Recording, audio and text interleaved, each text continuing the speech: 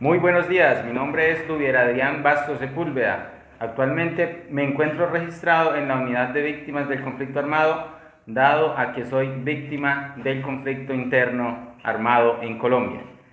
El día de hoy vamos a hacer una socialización en cuanto a los derechos de las víctimas del conflicto armado. Para tal situación he invitado a la compañera Jamie Adriana Helves, la cual también es víctima del conflicto armado, pero desconoce o tiene muchas dudas en cuanto a sus derechos de reparación integral. Bienvenida. Hola, buenos días. Muchas gracias por invitarme y por acompañarme en este proceso para conocer mis derechos como víctima del conflicto armado, la cual ya hace más de 3 años sufrimos esa situación donde fuimos expulsados por fuerzas mayores, por las fuerzas paramilitares, y desde ese entonces hasta el día de hoy voy a conocer más a fondo mis derechos que tengo como víctima. Bueno, pues primero que todo iniciemos hablando del conflicto armado en Colombia. Algunos autores pues nos mencionan que inició en la década de los 60 aproximadamente, bajo algunas consecuencias o algunas causas que se vivían para esa fecha. Algunas de esas pues fueron la desigual repartición de tierras, las diversas ideologías de los líderes que emergieron para esas fechas, así como la posterior aparición del narcotráfico y el narcoterrorismo. En vista de esto, para el año 2011 se creó la ley 1448, la cual es la ley que cobija a las víctimas del conflicto armado. ¿Usted la había escuchado o la había conocido en algún momento? No, no hasta que usted empezó pues a explicármelo, pero todavía no la conozco bien a fondo. Bueno, pues le cuento, la ley 1448 de 2011 es una ley por la cual se establecen medidas de atención, asistencia y reparación integral a las víctimas del conflicto armado, bajo dimensiones sociales, económicas y personales. ¿Comprendes claramente la función de esta ley? Sí, señor, son las ayudas que nos brinda el gobierno o el Estado por el daño causado, por el daño Sí, es donde se recibido. legisla o se reglamenta pues lo referente a la reparación integral de las víctimas. Bueno, hablando de reparación integral de las víctimas, ¿conoces ese término o lo definirías? ¿En qué consiste la reparación integral de las víctimas o aún no es conocido por ti? No, no lo conozco, quisiera que usted, que ya conoce más a fondo, me lo Bueno, explique. la reparación integral de las víctimas es un concepto que hace referencia al deber del Estado y a un derecho de las víctimas afectadas por las violaciones a que se enmiende o se reparen todas esas situaciones donde se le vulneraron sus derechos. Cabe mencionar que la población víctima del conflicto armado son aquellas personas a las cuales se les vulneró o se les afectó su derecho internacional humanitario, es decir, personas que no participan de la guerra, pero que directa o indirectamente fueron afectadas. Sí, señor. Listo. Bajo la ley 1448 de 2011 se creó una entidad que yo creo que sí conoces, que es la UARI, o Unidad de Atención y Reparación Integral para las Víctimas. ¿La has escuchado? Porque pues está registrada ante la Unidad de Sí, sí, Víctimas, señor. creo que la conoces. Sí, ya fui registrada en la unidad de víctimas, me han explicado cuáles son pues mis derechos y también lo que yo debo gestionar para recibir dichas ayudas. Bueno, ya que estamos pues acá, vamos a aclarar todo el paso a paso de esas medidas de reparación integral y para que haya mayor claridad y todas esas dudas que nosotros tenemos, incluso yo, pues queden aún más despejadas. ¿Está de acuerdo que pues repasemos esas medidas una a una? Sí, claro, sí, señor, es muy importante conocerlas Bueno, bien. entonces vamos a iniciar con la primera medida. ¿Listo? Sí, señor. Medida de satisfacción. Esta medida hace referencia a restablecer la dignidad, mitigar el dolor y proporcionar bienestar. Igualmente, aclarar hechos sobre la situación victimizante.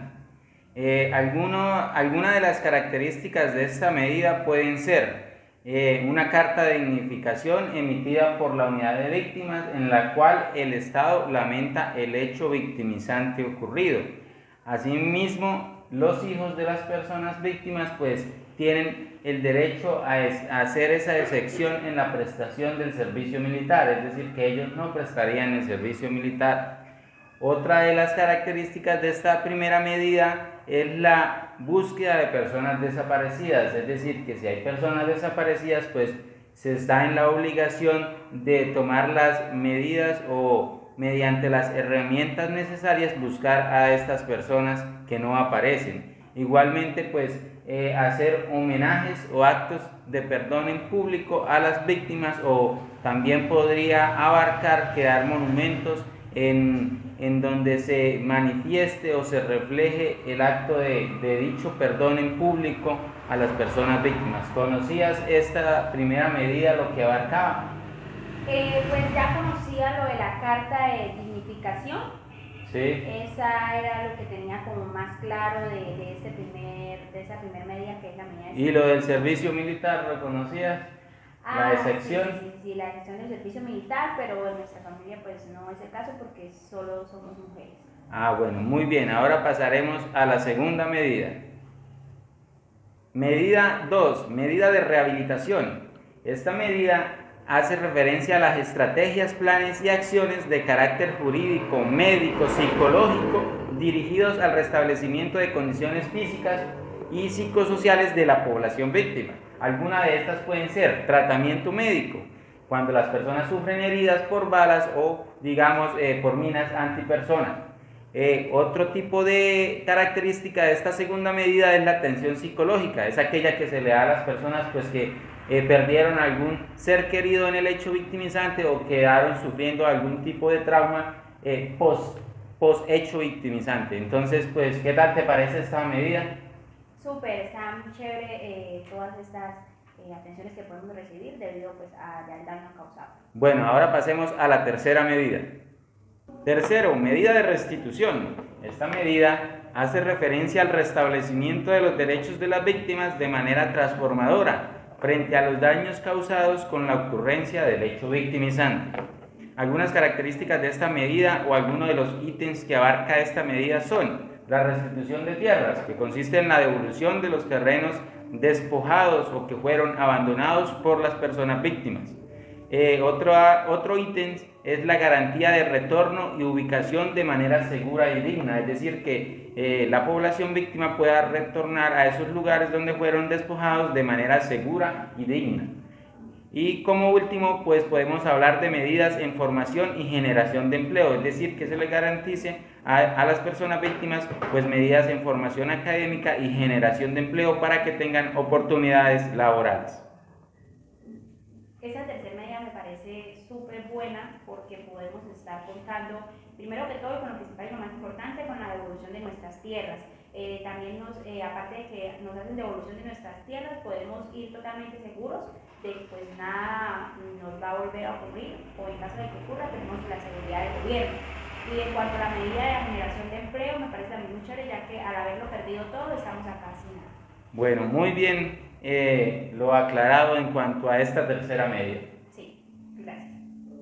Cuarto, garantías de no repetición. Esta medida es una herramienta implementada por el Estado que busca garantizar la no repetición de las violaciones a los derechos humanos y al derecho internacional humanitario, del cual hablamos en la primera parte. Comprende un conjunto de acciones, como cuáles: primera, la desmovilización y el desmantelamiento de grupos al margen de la ley o grupos insurgentes.